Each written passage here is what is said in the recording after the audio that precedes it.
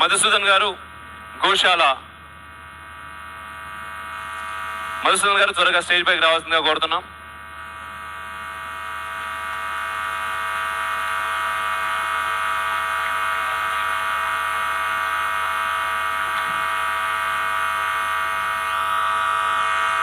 వారు ఏంటి అంటే ఇప్పుడు మన మార్కెట్ ఉంటుంది కదా, మార్కెట్లో జరుగుతూ ఉంటాయి ప్రతి ఊర్లో. అయితే మార్కెట్ అయిపోయిన తర్వాత అక్కడ చాలా కూరగాయలు వేస్ట్ అయిపోతుంటాయి, ఎక్కడనే పడిపోతాయి, చాలా మంది తీసుకుపోరు, కింద ఉంటాయి. అయితే ఎవరైనా తీసుకోవడానికి కూడా చాలా నామూసి పడతారు, మనం తీసుకుంటే అవసరమా అని చెప్పేసి. ఎట్ ది సేమ్ టైం రోడ్ల మీద యాక్సిడెంట్లలో చాలా జంతువులు చనిపోతూ ఉంటాయి. ఆ జంతువులకు అంటే మనుషులం కాబట్టి మనం వస్తేనే ఎవరు పట్టించుకుంటలేడు ఈ రోజులలో. టక్కున మనకు ఎవరన్నా గుద్దితే మనం పోతే మన మీదకి ఎడ కేసు అవుతుందో అని. అట్లాంటి జంతువులు అంటే అసలు అది పోయి ఆ బండి ఈ బండి రయ్య పోయి మొత్తం అది అర్థం కాకుండా అయిపోవాలి ఏ జంతువు అని కూడా. అక్కడ దాకా కూడా మనం పట్టించుకోం. కానీ వీరు ఏంటంటే అట్లాంటి జంతువులు ఏదైనా బై యాక్సిడెంట్లు ఎక్కడన్నా పడ్డాయి అంటే వాటిని తీసుకుపోయి దహన సంస్కారాలు చేస్తున్నారు.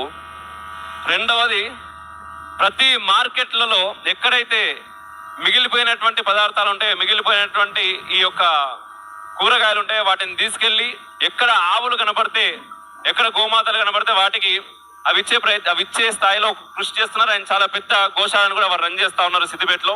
ఒకసారి గట్టిగా చప్పట్లండి.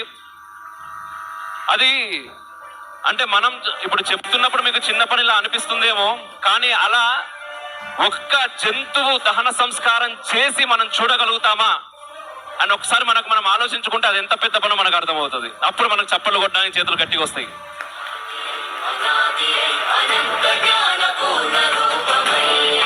ఎందుకంటే ధర్మంలో మేము చెట్టును పూజిస్తాం, పుట్టను పూజిస్తాం, జంతువులను పూజిస్తాం అని చెప్పడమే కాదు, చేసి చూపించాలి. చేసి చూపించే ప్రయత్నం మీరు చేస్తున్నారు.